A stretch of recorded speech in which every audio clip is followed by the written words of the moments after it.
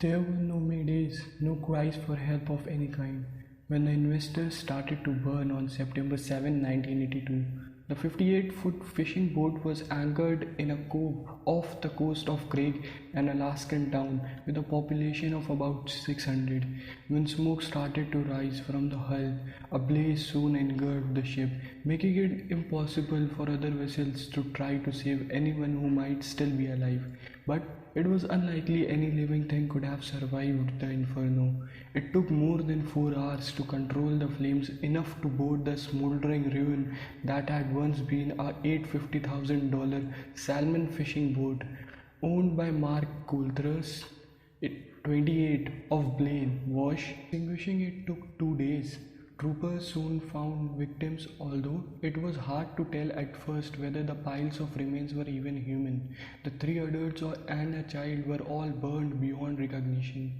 Identification required dental records and took days to determine that charred remains were what was left of Coulthurst, his wife Irene, 28, and his daughter Kimberly, 5. The third adult was Michael Stewart, 19, Coulthurst's cousins and a deckhand on the investor. Coulthurst and his wife, who was pregnant, had each been shot several times. 2 days later, investigators found more pieces, bones, teeth, and a torso. The speculation was that these were remains of other crew members, Dean Moon and Jerome Keown, both 19, and Chris Heyman, 18. Coulthurst's son, John, 4, may have been sleeping in the area of the boat that was hardest hit by the fire. No remains of the boy were ever found. The coroner said that the victims had died before the fire started. There were no carbon monoxide in their lungs. Blood alcohol tests suggested the adults were drunk. It was impossible to determine if the fragments added up to 8 bodies, the number of people thought to have been on the ship. Moon and Heyman were not positively identified, leaving open the possibility that someone, perhaps the killer, had escaped. Investigators on the boat also found signs that the fire was intentionally set. Coulthurst was hardworking and well respected in the community, a go-getter who dreamed of retiring at 50. Wrote Leland E. Hale in his book What Happened in Craig, Alaska's Worst Unsolved Mass Murder. He had started fishing in his early 20s and was good at it. In one memorable week in 1979, Hale wrote he had caught $105,000 worth of fish. But the young skipper also had a cocky attitude and a quick temper, and that got him into fights. Witnesses said that they saw a man in his early 20s, about 150 pounds and wearing a baseball cap, steering the investor's skiff away from the boat on the day of the fire. Some locals who knew Coulthurst and the men he hired as crew said they did not recognize the man in the skiff. Others said he looked a lot like someone Coulthurst had hired in the past. John Peel, 23. Peel had been with Coulthurst since 1980, the first years he was working on fishing boats, but in 1982 he was crew on a different ship.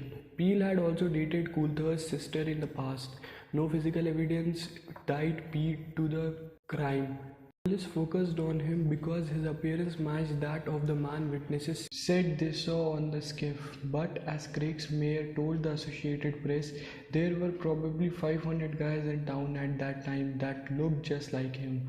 Things got worse for Peel when he failed a polygraph test, and acquaintances said that Coulthurst had fired him for alleged drinking and drug abuse.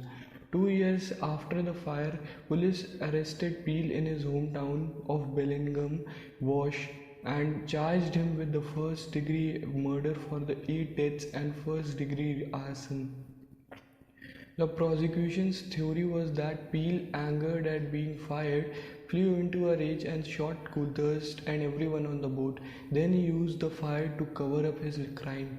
Peel's trial started in March 1986 with the case based on circumstantial evidence. One witness testified he was taking a nap a month after the murders when a neighbor's target practice jogged his memory of escaping from the investor.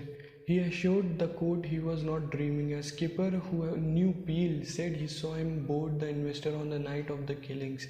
Another witness said he sold Peel gasoline hours before the fire. Others talked of bad blood between the men. Peel's attorney said that it was possible someone else could have committed the crime, perhaps a hired killer or a crewman whose body was never identified. 6 months of testimony and 6 days of deliberations resulted in a hung jury and a mistrial. Peel's second trial started in January 1988. Newspapers noted that it was the state's longest running prosecution and at $2 million the most expensive. This time it took 3 months of testimony and 4 days of deliberation to acquit Peel. 2 years after his acquittal, Peel filed a $177 million civil suit against the state for wrongful prosecution. 7 years later, he settled for a reported $900,000. In an interview on A Current Affair shortly after his acquittal, a reporter asked Peel what he thought it would take to clear his name for them to solve the case. He said, 37 years later, the identity of the killer remains a mystery.